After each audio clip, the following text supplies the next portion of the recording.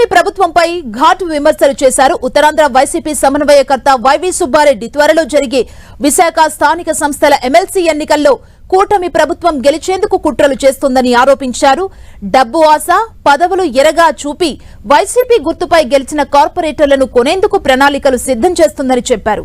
తమ పార్టీ అధినేత విలువలతో కూడిన రాజకీయాలు చేస్తారని, స్థానిక సంస్థల ఎన్నికల్లో 80% తమ పార్టీ కలిగి ఉందన్నారు.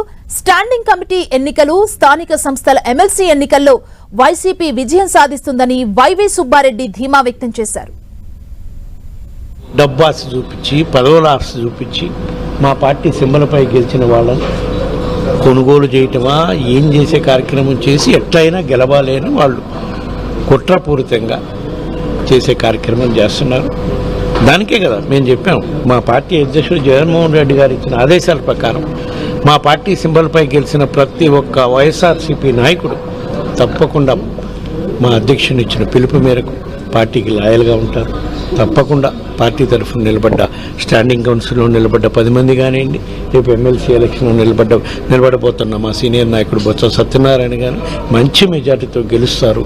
మా పార్టీపై ఏ విధంగా నమ్మకంతో ప్రజలున్నారో దాన్ని గెలిపించి నిరూపిస్తారని చెప్పి కూడా మేము ఈ సందర్భంగా తెలియజేస్తాం.